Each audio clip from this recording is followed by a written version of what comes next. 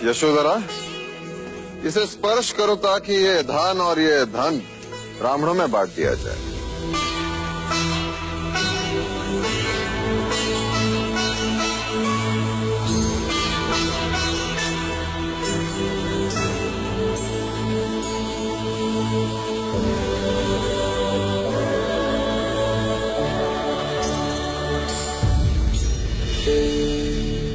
क्षमा महाराज, पर यह परंपरा हमें समझ नहीं आती।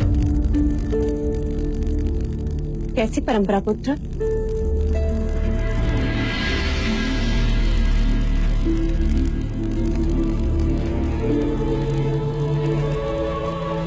जब भी आप खुश होते या कभी कोई खुशी की बात होती, जैसे युद्ध जीतने की बात, विवाह की बात, जन्मदिन हो या स्वयंवर का दिन, आप हमेशा ब्राह्मणों को दान देते हो, जिससे तुम्हारे सुख को किसी की अशुभ दृष्टि न लगे, तुम्हारे मार्ग के सारे अवरोध दूर हो जाए, तुम्हें ब्राह्मणों का आशीर्वाद मिले।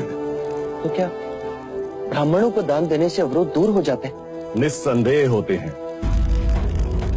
मैंने पहले भी कहा था और आज भी कहता हूं, ब्राह्मण धरा पर ईश्वर के प्रतिनिधि है। मनुष्य के मस्तिष्क पर उनका हाथ अभय कवच होता है। अरे, ये आपके पैरों को क्या हुआ विप्र? प्रातःकाल घर से चला था, मार्ग में ठोकर लग गई। अर्थात आप अपना ही हाथ अपने ही मस्तिष्क पर रखना भूल गए विप्र।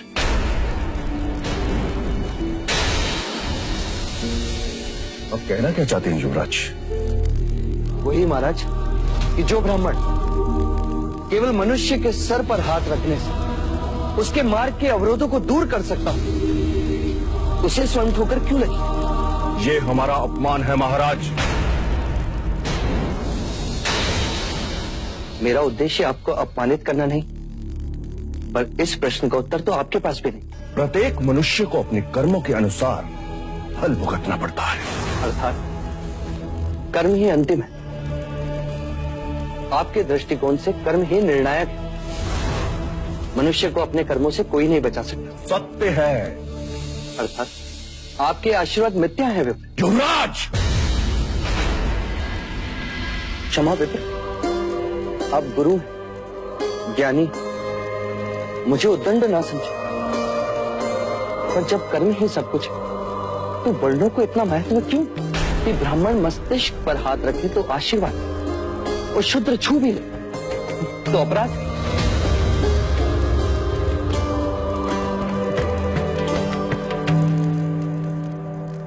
चन्ना। जी युवराज। इन सभी को रथ में रखो। इस दान का वितरण हम स्वयं करेंगे। जी युवराज। आओ यशोधरा।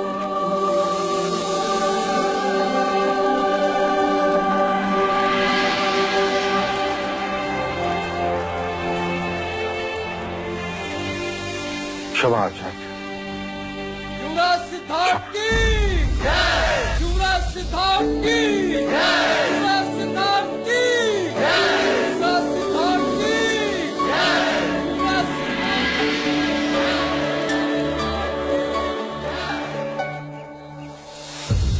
अरे, ये क्या कर रहे हैं आप? ईश्वर है आप हमारे लिए, जो स्वयं अनाज बांटने आए।